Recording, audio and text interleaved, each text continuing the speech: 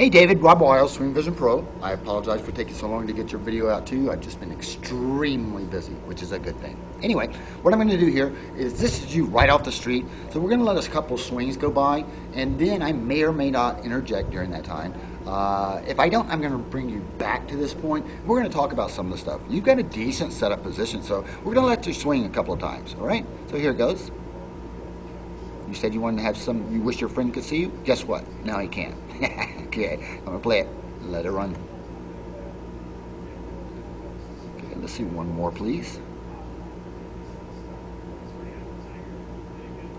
Okay, I'm going to stop you, bring you back.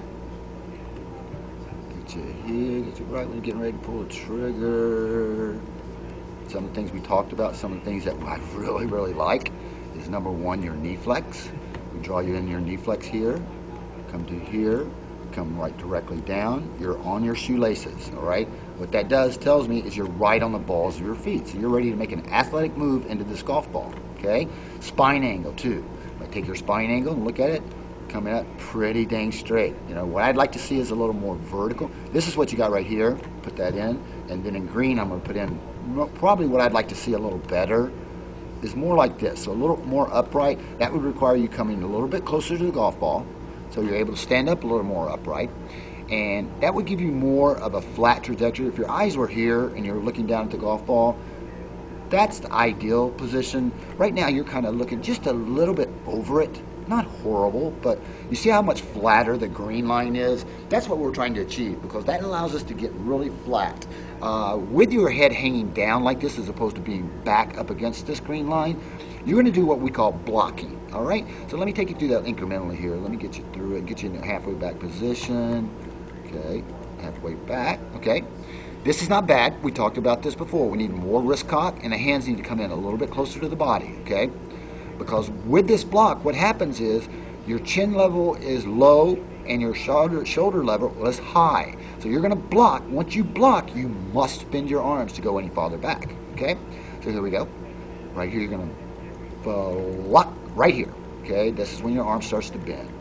And look what we get when we get up to the top. I'm going to get all this stuff out of the way in a minute for you. Okay, you're at the top now. Look at the severe 37 degrees, okay? That's a severe wrist, left arm bend. We want that left arm straight in the perfect world. Also, this huge cup that you're creating right here, by this angle you're producing, is opening up your club head tremendously. I see the entire club head. I should not see anything but the very back part of this hosel a little bit, okay? That's what I want to see. So, anyway, you stay tucked in really nice. This is right here. You're stuck. Your right arm is stuck against the side of your body, which is good. All right? If our head was back here, it allowed this shoulder to travel underneath unimpeded, which is going to allow us to keep that left straight arm a lot better. The only thing I don't like is the beautiful knee flex you established at address. Now you stepped out of it. When you step out of your knee flex, all the weight goes to the back of your heels. Okay? Nobody can play any athletic sport with their weight on the back of their heels. All right? So we talked about a bunch of this stuff. Let's take you down into impact. Come down into impact. And here, okay, you've gotten more of what I want. Let me get this out of the way and show you. Here, I got a nice, beautiful straight left arm. Tool, got the right one. Got a nice, beautiful straight left arm. Now look how flat your wrists are. Now I don't hardly see any of that club head at all. Okay, so what we did, we opened it up, made a manipulation. Then as we start to bring it down, we have to correct that manipulation. That becomes a timing issue, and we cannot play golf with timing.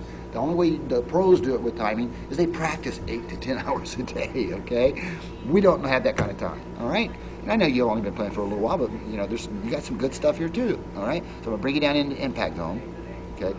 Little open at impact, and I talked about that little release drill of setting a bucket of balls there and just halfway back and just getting your release timing, okay? Because we want this thing going straight down the middle, and you'll notice if I follow this trajectory, we're going right, all right? Horribly no, but we're probably going to be in the rough, okay? So that just means we didn't release our hands in time. If I take a look at your hands close up, I can see that this your right hand is pointing more skyward at this point than I would like to see. I'd like to see that rotation, your right over your left, happening a little sooner. It's going to straighten out this golf ball for you, okay? So after we work for a little while, I'm going to take it here, and I'm going to teach you back incrementally. Okay, right here, David. all you need is more wrist cock. See how you've got the club head out in front of you now?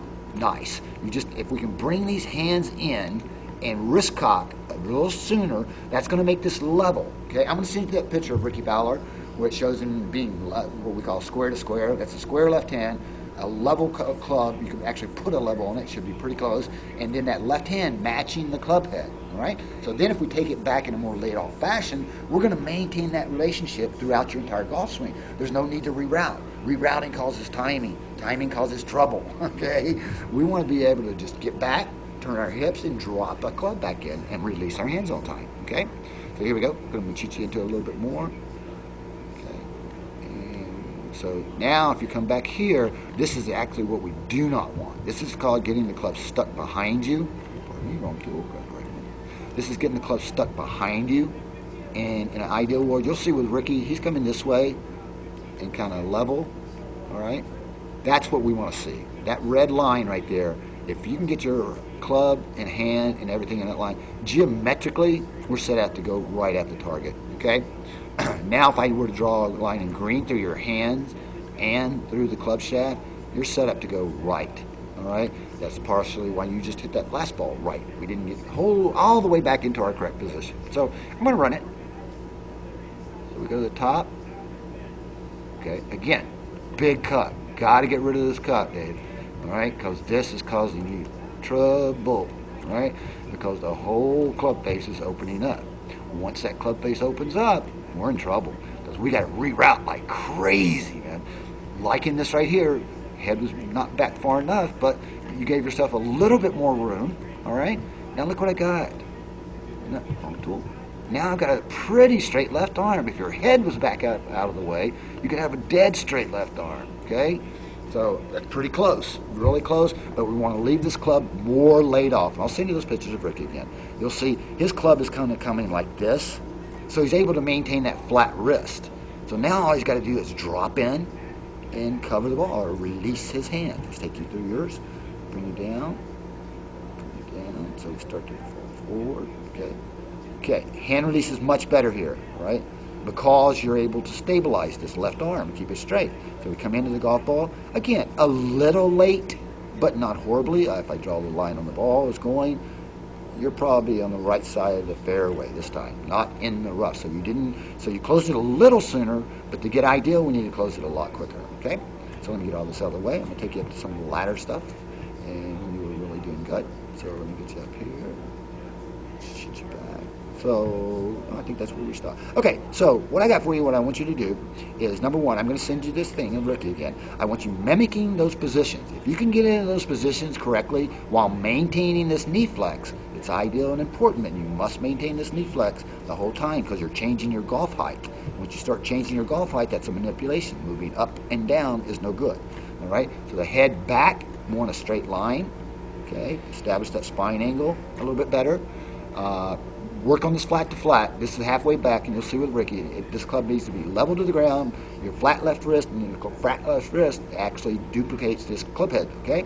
Leave it laid off at the top. Here we come. So right here, you're not in bad position. See how little of the club head I see right here? What you got to do, and we talked about this, is not let your arms outrun your waist turn. When the waist stops, the arms must stop. But see how little I see right here? But then when you take it to the top, that cup in your wrist opens it wide open. Right? No good, because now we got to reroute like crazy. So here you come. Back down into your golf swing. Coming in. Again, better. Okay? Just a tad off. Just a tad off. And what I mean by that is we're just not rotating quick enough. That's why that little drill, that little release drill, is really vital. Okay? It's going to get you getting the timing right because you're making a decent move into the ball. I need you to do a couple things. Let's get that head back, get a more straighter spine, a little more upright, so it made me moving closer, a little bit closer to the golf ball. All right? Stopping your hands, keeping that right elbow tucked in, and when you get to the top of your backswing, when your waist stops and your hips stop turning, so must your arms. You cannot raise your arms any higher, okay? That's what's creating that big bend that we were dealing with that we got to get rid of, because that's a manipulation. We want to move as many manipulations as we can. The reason these PGA guys can hit it time after time after time, just dead straight down the middle, is because they worked on their timing and release, right? Release, we want to not work on timing as much. We want to work on removing the manipulation so timing is not a great issue, okay?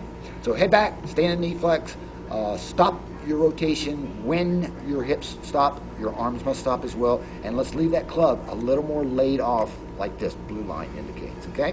So that's what I got for you. So right now, I want to thank you for your business. I want to thank you for the trust you've placed in me. And for right now, I'm going to wish you a great big one. Aloha.